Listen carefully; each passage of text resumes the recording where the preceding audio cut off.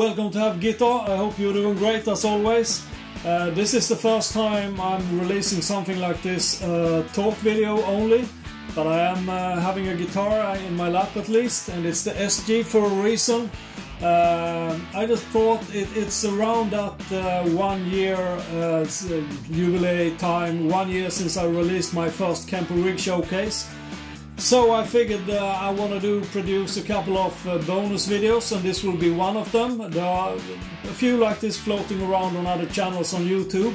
So I figured if they can do it, then so can I. I have no idea if somebody is gonna think this is funny to listen to or interesting or anything. There are no guarantees. But this video is 5 facts about the GIbson SG that you might not know. Or maybe you do.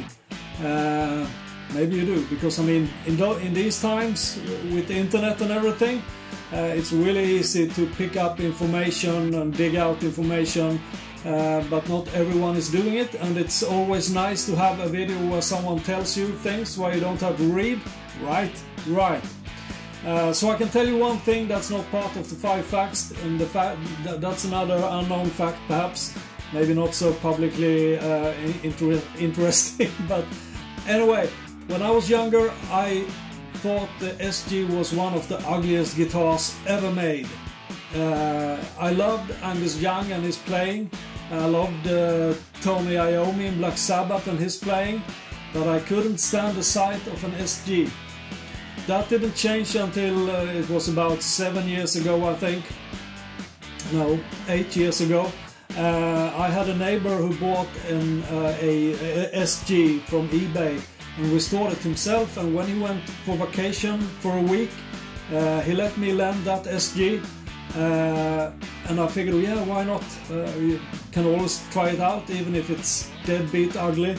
But there and then I fell in love with the SG model, and I just knew that I had to get one. It took me 7 years before I bought this one, but I just knew I had to get an SG. It's a fantastic guitar. You can watch my unboxing and review videos here at Have Guitar. Now I've been talking way too long. Let's get on with the facts.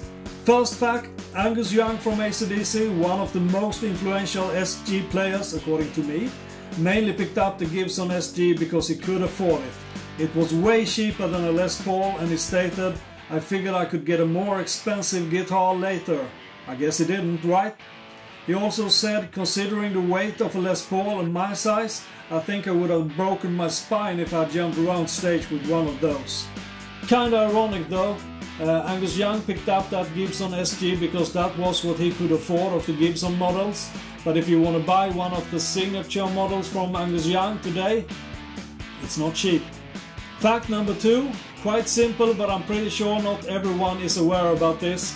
What does SG stand for? It stands for solid guitar. Fact number 3, the SG was designed by Ted McCarthy, who was the president of Gibson at that time, not Les Paul.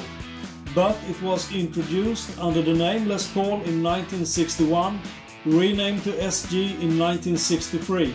Why? There are more than one theory about this. Les Paul didn't like the design and didn't want his name on the new Les Paul, SG. Gibson had a stock of Les Paul crossrod covers, which they used just to save money. Les Paul divorced Mary Ford in 1964, so there's a rumor that he didn't want to pay her a lot of money and thus renounced the royalty money from Gibson by making them change the name. Perhaps the reason is a mix of all 3 above, who knows? Fact number 4, the SG Standard is the best-selling model of all times according to Gibson themselves. The Les Paul were produced in 1700 units between 1958 and 60, whereas the SG sold 6,000 units during its first 3 years. Fact number 5, the most expensive SG sold had belonged to George Harrison and John Lennon from the Beatles. It was a 64 SG. It sold for, sit down, $570,000 US at an auction. Okay, so that's the end of this video. I hope you liked it. If you do, please leave a comment and subscribe if you don't already. If you don't, please leave a comment to why you don't like it, and then you can subscribe, okay? Yeah, so just a small bonus video, nothing more to it. You can read the description, I'm sure I'll find some interesting links to throw in there.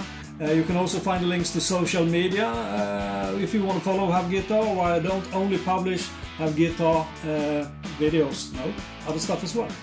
And that's a new video every Thursday. And I think that's all I have to say for this video, because I'm going to keep it sweet and short. So, be well, stay safe and play hard. Until the next time, goodbye!